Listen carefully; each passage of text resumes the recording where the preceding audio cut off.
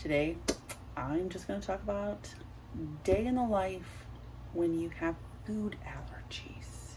And I'm going to talk to you while I make homemade ranch.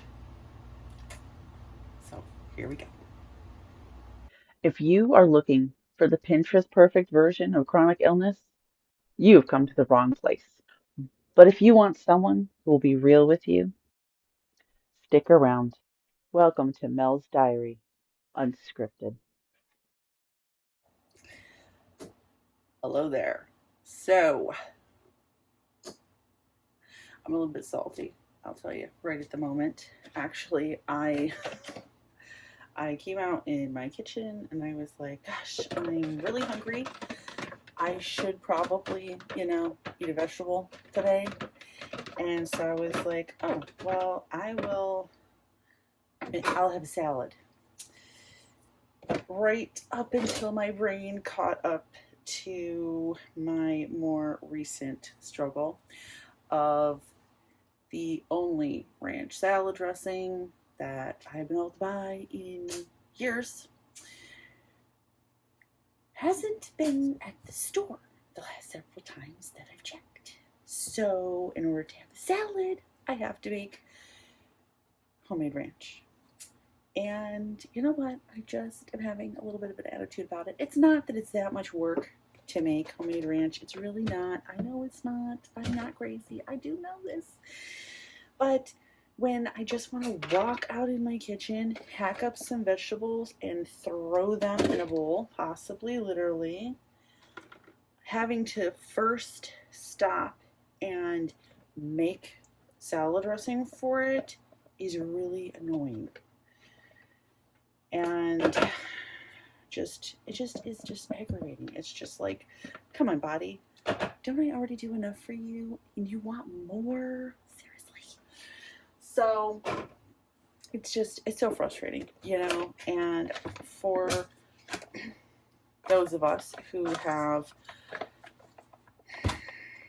food allergies that are more difficult to avoid, let's say that.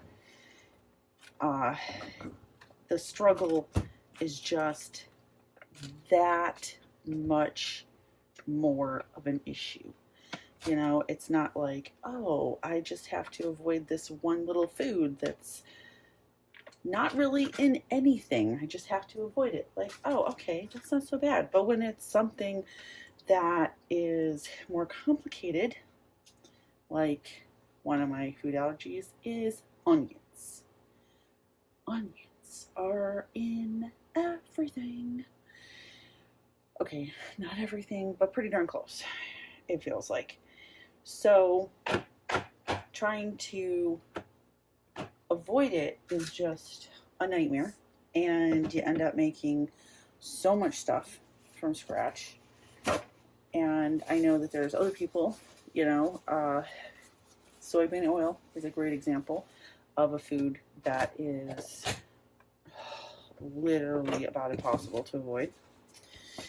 And legumes are their own little bag of cats. Like, I'm just saying, depending on how severe the allergy is and how broad it is, because, like, peanuts is one thing, but when you're talking, like, widespread legumes, and you're including, like, beans, and you gotta avoid things like soybean oil, hang up your hat, like, it's over. My hat is off to everyone who has to deal with that, because it must be so aggravating.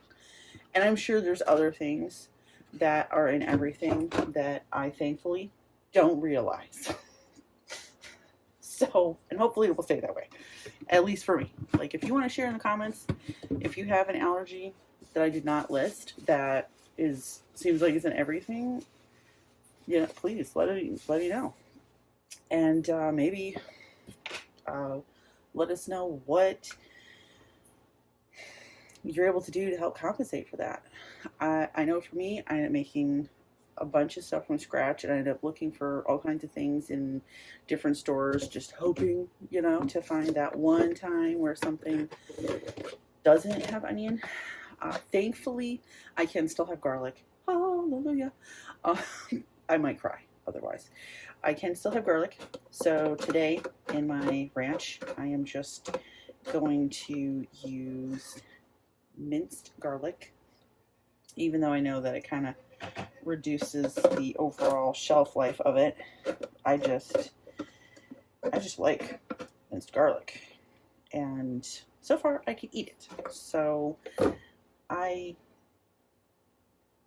put that in that? I might have. It's okay. It's fine. I'll probably need more anyway. But anyway, I put a lot of garlic in it, to be honest with you.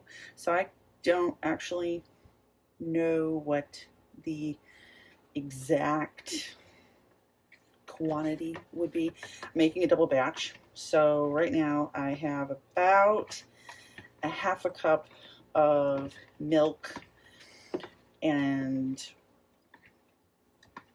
theoretically about 3 teaspoons of lemon juice, but I just squirted some in. Because really, the lemon juice is just you put it in the milk, and it has like this chemical reaction, and so it's supposed to kind of simulate buttermilk. So that is that.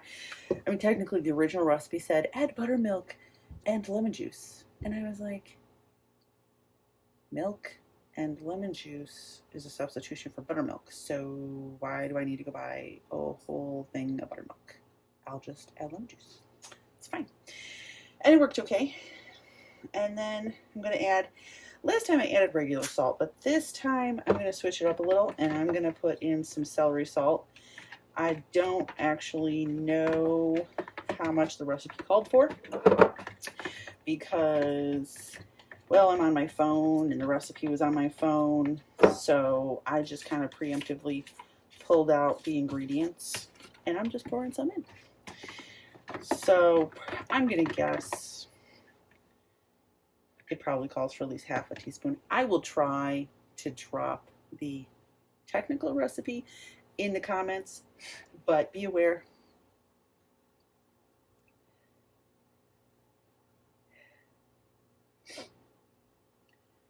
I'm not allergic to pepper, but when your nose is just a little sensitive, that little bit of pepper just catches it all the wrong way. So, sorry, I'm not really 100% where I was. But I'll try to drop the official recipe. But just know that I go off recipe a little bit. I'm not going to include the buttermilk, so that's on you. I'm just going to use regular milk because I just feel like not that many people keep buttermilk on hand. I mean, I don't. Maybe other people do, but I don't. So I'm substituting celery salt today, so we'll see how that goes. And I put in some parsley. I don't have any fresh, so I just using dried. I add a little touch of basil. The recipe doesn't call for basil, but I just, when I make things that have ranch seasoning, it seems like it always calls for basil, so I just add a little basil anyway. I know I'm missing something here. Oh, my dill is hiding. And I probably also add more dill than it calls for. I'm pretty sure it calls for half a teaspoon of dill per batch. I'm probably going to increase that by another half teaspoon or so. And I don't think I mentioned the base. It's a cup of mayonnaise and a cup of sour cream, which I of course have on hand, usually. And then, so you put milk and the lemon juice and let it sit, and then the mayonnaise and the sour cream, and then start mixing, and then I dump in garlic, some type of salt, parsley, smidgen of basil, dill, and pepper. Now, the recipe's been a little kind of back and forth because I was technically trying to replace a peppercorn ranch dressing. And so I did buy peppercorns, but I've just been a little overly sensitive, so my throat was a little unhappy with the actual peppercorn situation. So today I'm just using coarse ground pepper, and we'll see how that works out. And just mix it up, and currently, it's a little thicker than the stuff from the store, but that's fine. So it's not that it's that much work to do it. It's just when you don't love cooking. I mean, I don't hate cooking. I used to enjoy it more, but then I couldn't taste food for a long time, and I still can't taste food most of the time. I'm not sure. Oh, I can smell garlic today. That's always nice. But when you can't always smell food, it kind of just diminishes your joy in food. And then when you have food allergies and food sensitivities that just seem to be getting worse with age, it just sucks the joy out of food. And so it becomes more like, I just want food that's convenient food that I can eat, that's at least partially healthy. And it's like, why is this so much work? I don't like it. It gets stuck. So if you have food allergies and you have to make a lot of your own food, I know you will probably totally understand where I'm coming from here. It's not that any one thing is too hard or too much work. It's just one more thing. One more thing when you just want to reach in your pantry and grab a bottle of salad dressing and make a salad. Until next time, take care.